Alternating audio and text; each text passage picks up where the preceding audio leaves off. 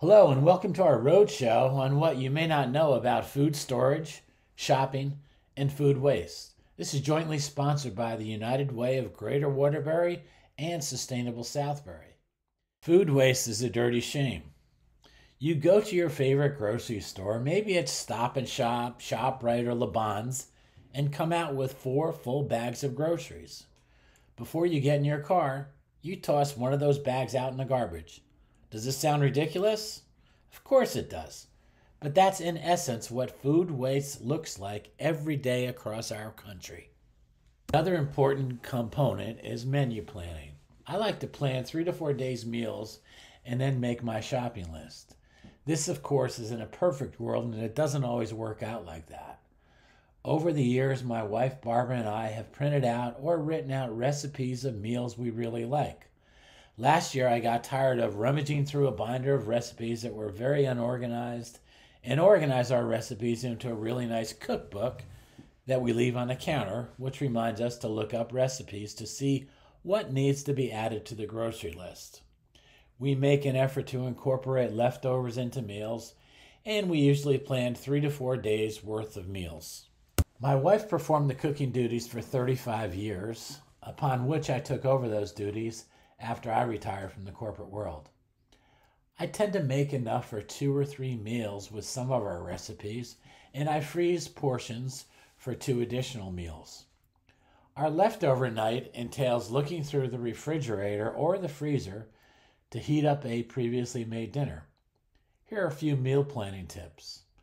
Think about what you are buying and when it will be eaten. Last week, I picked out 4 recipes, and one of them was pulled pork in a crock pot. I decided that would be day 2's meals so as not to keep the pork in the refrigerator too long. Day 1 was a mushroom and shrimp pasta dish, which was delicious. There was enough sauce left over for us to have another meal, and that is now frozen along with frozen shrimp. I just need to buy mushrooms to make the meal again. Day 3 was chicken cutlets, quinoa, and carrot salad. Again, I choose that for day 3 because I wanted to use the chicken cutlets and not leave those too long in the refrigerator. Day 4 was chicken thighs, which I had in my freezer. If I saw that the first 3 days had enough leftovers, that meal could easily have been moved to day 5, which is exactly what ended up happening. Shop in your own refrigerator or freezer first. Know what you have and what you need to buy to make a complete meal. Don't double up on unneeded groceries. Work foods you have into your meal plan. Build and eat the leftovers night into your weekly routine, and maintain stable recipe ingredients for the meal the family always likes. Everybody is different, and we are hoping that some of these ideas might make some sense for you, or that you might have an idea that you want to share with us. We have also discovered some free of charge meal planning tools. One of them is called SaveTheFood.com.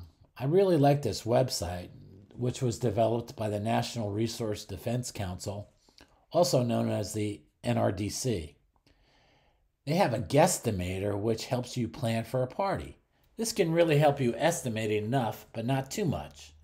The guesstimator estimates how much food you need to keep your guests happy and healthy. Who are you expecting?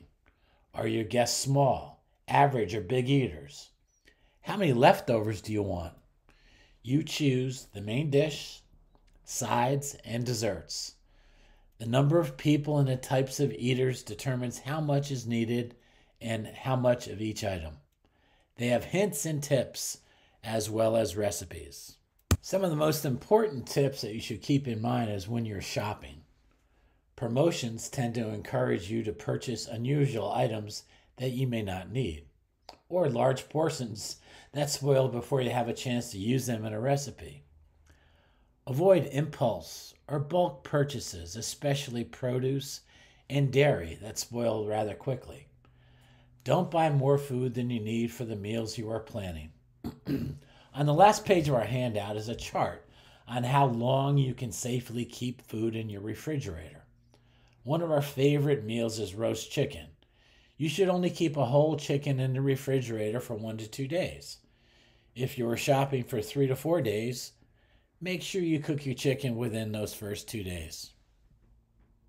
We are lucky in Southbury having ShopRite, Stop and Shop, and Labange just over the border in Woodbury as food shopping destinations.